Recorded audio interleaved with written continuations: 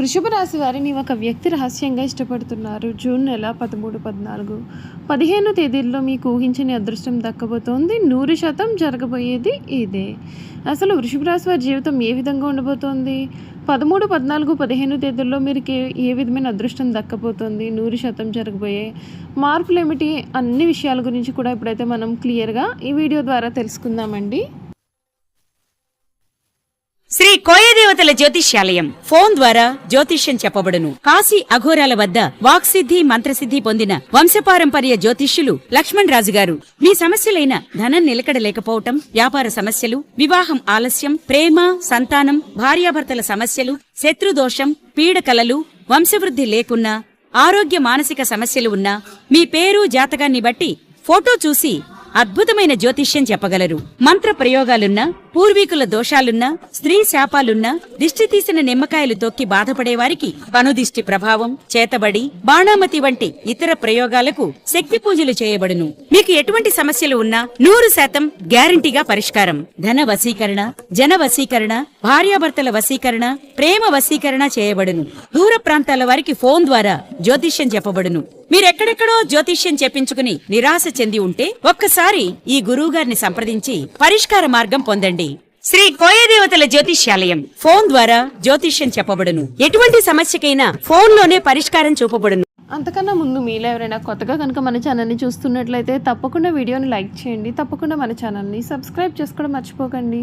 Subscribe చేసుకోవడంతో పాటుగా పక్కనే ఉన్న బెల్ ఐకాన్లో ఆల్ని ట్యాప్ చేయండి. ఈ విధంగా చేయడం ద్వారా మేము పెట్టే ప్రతి వీడియో కూడా మీకు నోటిఫికేషన్ రూపంలో కనిపిస్తుంది. మీరు మిస్ కాకుండా మన వీడియోని చూడగలుగుతారు. ఇక వీడియోలోకి వెళ్ళిపోయి వృషభ రాశి వారి గురించి పూర్తి విషయాలు తెలుసుకుందాం. వృషభ రాశి వారికి సమయం అన్ని విధాలుగా కూడా కాలం కలిసి వస్తుంది. మనోబలంతో ముందుకు సాగి అనుకున్నది సాధిస్తారు. అవసరానికి తగిన సహాయం అందుతుంది. బంధుమిత్రులను కలుపుకొని పోవడం మంచిదే. ఇష్టదైవారాధన శుభప్రదమైన ఫలితాలు అందిస్తుంది. మీకు శుభకాలం నడుస్తుంది. ఇది బంగారు భవిష్యత్తు సాధించడానికి అనుకూలమైన సమయంగా కనిపిస్తుంది. ప్రతి అవకాశాన్ని కూడా సద్వినియోగం చేసుకుంటే మేలు. ప్రతి ఆలోచనలు కూడా చాలా అద్భుతమైన ఫలితాలను ఇస్తాయి. ముందుగా నిర్ణయించుకున్న మార్గంలోనే కృషిని కొనసాగించండి. స్వల్ప ప్రయత్నంతోనే మంచి లాభం ఉంటుంది. దైవ బలం కూడా మీకు తోడుగా ఉంటుంది. వ్యాపారంలో విశేషమైన శుభాలు, నూతన ప్రయత్నాలకు విజయాలు లభిస్తాయి. వృత్తి, ఉద్యోగ, వ్యాపారాలలో కలిసి వస్తుంది. మీ యొక్క నిస్వార్థమైన పనులు గుర్తింపును తెస్తాయి. తోటి వారి నుండి ప్రోత్సాహం ఉంటుంది. మీ నిజాయితీ మిమ్మల్ని ఉన్నత స్థానానికి చేరుస్తుంది. ఉద్యోగంలో అధికారుల ప్రశంసలు ఉంటాయి. సకాలంలో పనిచేయడం ద్వారా ఒత్తిడిని జయిస్తారు. అవసరాలకు ధనం మీకు లభిస్తుంది. మొహమాటం కారణంగా ఖర్చులు పెరగకుండా, రుణ సమస్యలకు దారి తీయకుండా జాగ్రత్త పడండి. లక్ష్మీ మంత్రాన్ని స్మరించండి. మీకు అన్ని విధాలుగా కూడా మేలు జరుగుతుంది. ఈ వృషభ రాశి వారిని ఈ సమయంలో ఒక వ్యక్తి రహస్యంగా ఇష్టపడుతున్నారు. ఆ వ్యక్తి కారణంగా మీకు జీవితంలో ఊహించని మార్పులు అయితే వస్తాయి. జూన్ నెల 13, 14, 15 తేదీల్లో మీకు నమ్మలేనటువంటి అదృష్టం అయితే దక్కబోతోంది. మీరు అవునన్నా కాదన్నా సరే జరగబోయే మార్పులను పుట్టించిన ఆ భగవంతుడు కూడా ఆపలేడు. అసలు వృషభ రాశి వారికి ఈ సమయం ఏ విధంగా మారబోతోందో మనం ఇప్పుడైతే తెలుసుకుందామండి. ఈ రాశికి సంబంధించినటువంటి వారికి ఈ సమయంలో అన్ని విధాలుగా కూడా అనుకూల వాతావరణం అనేది అధికంగా ఉంటుంది.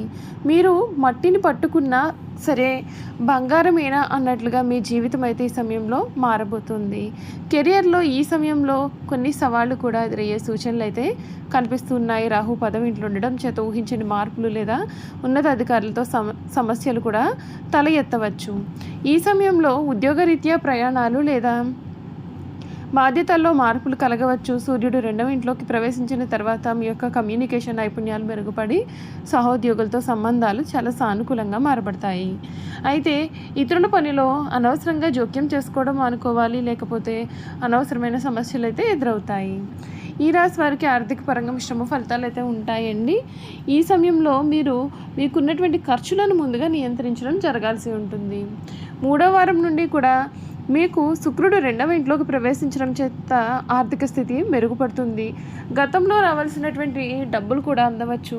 స్థిరాస్తులు లేదా వాహనాల కొనుగోలు కోసం ఈ సమయం చివరి వారం మీకు అనుకూలమైనటువంటి సమయము.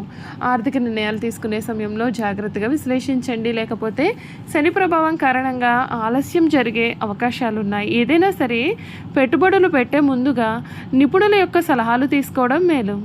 వీరి కుటుంబ జీవిత పరంగా ఈ సమయం సానుకూలమైన సమయాన్ని అందిస్తుంది. శుక్రుడు 1వ ఇంట్లో ఉండడం చేత మీ యొక్క వ్యక్తిత్వం ఆకర్షణీయంగా ఉంటుంది. దీని కారణంగా కుటుంబ సభ్యులతో సంబంధాలు కూడా బలపడతాయి.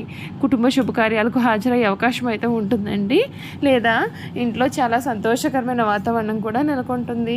కేతువు 4వ ఇంట్లో ఉండడం చేత గృహ సంబంధిత విషయాల్లో ఆధ్యాత్మిక దృక్పథం పెరుగుతుంది. కొందరు ఇల్లు లేదా స్థిరాస్తులకు సంబంధించినటువంటి ఒప్పందాలను పూర్తి చేయవచ్చు. అయితే కుజుడు 4వ ఇంట్లో ఉండడం చేత కుటుంబ సభ్యులతో చిన్నపాటి వాగ్వాదాలు రావచ్చు, కాబట్టి సహనంతో వ్యవహరించండి. ఇంట్లో పెద్దల ఆరోగ్యం పైన శ్రద్ధ పెడితే మేలు. ఆరోగ్యపరంగా ఈ రాశి వారికి చాలా సాధారణంగా ఉంటుందండి.